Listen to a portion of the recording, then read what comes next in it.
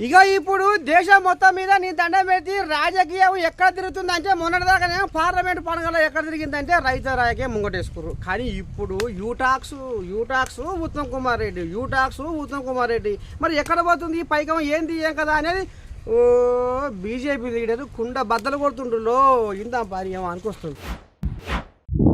ఇక ఈ దండం పెట్టి యూటాక్స్ దేశం మీద మోత మోగుతుందిలా ఎట్టుబడి ఏదో చేసురు ఉద్దారకం చేసురు ₹1 కోట్ల పక్కదో పట్టించురు ఢిల్లీకి మూట కట్టి సాగదోలిరు అని ఇక బీజేపీ నేత మహేశ్వర్ రెడ్డి కుండ బద్దలు కొట్టిండులా. ఇక మరి 500 కోట్ల అంట యూటాక్స్ పేరు మీద వచ్చిన ఇక అందుకెళ్ళి మరి చెడపడ వ్యవహారం అంతా మరి ఢిల్లీకి సాగదోలిండు ఉత్తమ్ కుమార్ రెడ్డి అని ఈ నోట ఆ నోట ఒకటే కుసకుస పెట్టుకుంటారు. ఆధారాలు నా దగ్గర ఉన్నాయి నేను చూపిస్తా అని బీజేపీ లీడరు మహేశ్వర్ రెడ్డి మరి ఇక మైకుల ముందరకు వచ్చి దండోరం మోగిస్తుండ్రు. మరి ఎట్టయితుందో ఏం పోతుందో కానీ మొత్తానికైతే ఈ యూటాక్స్ చుట్టే తిరుగుతుంది దేశంలో రాజకీయము.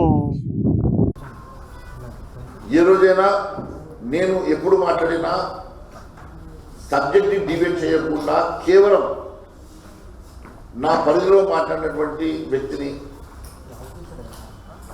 నేను మాట్లాడాలనుకుంటే పుట్టింటి వ్యవహారం మెరవమ కెరక అన్నట్ల మీ వ్యవహారం నా కెరక.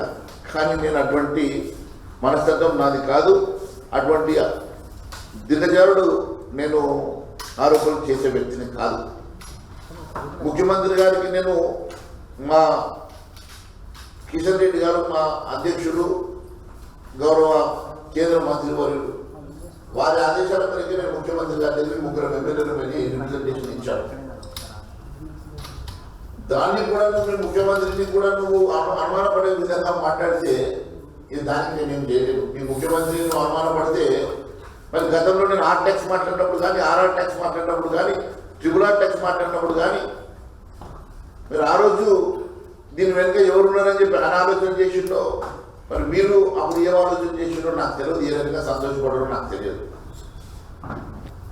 R tax double R tax triple R tax మాట్లాడారు. మరి ఆ రోజు ఎందుకు మీరు ఈ రకంగా మరి ప్రెస్ మీట్ పెట్టి మాట్లాడలేదు? బీ ట్యాక్స్ మాట్లాడినప్పుడు మాట్లాడలేదు. నేను జీవోలు కూడా పెట్రోల్ ట్యాక్స్ అంశంలో కూడా నేను 2 జీవోలు బయటపెట్టిన రోజు కూడా మీరు ఎవరు మాట్లాడలేదు.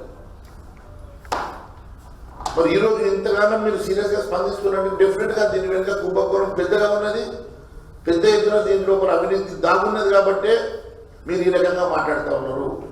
నేను మీకు చాలా స్పష్టంగా చెప్తున్నా, ఈ రాష్ట్రంలో మీరే ఒకవైపు చెప్తా ఉన్నారు దీంట్లో రైస్ మిల్లర్స్ దాదాపు 22,000 కోట్ల రూపాయలు బకాయి ఉన్నారని చెప్పేసి, రైస్ మిల్లర్ల దగ్గర 22,000 కోట్ల రూపాయల స్టాక్ ఉన్నదని మీరే చెప్తా ఉన్నారు. మరి కొన్ని వేల కోట్ల రూపాయల నష్టాలు ఉన్నదని మీరే చెప్తా ఉన్నారు. నేను ఒకటే మిమ్మల్ని అడుగుతా ఉన్నాను,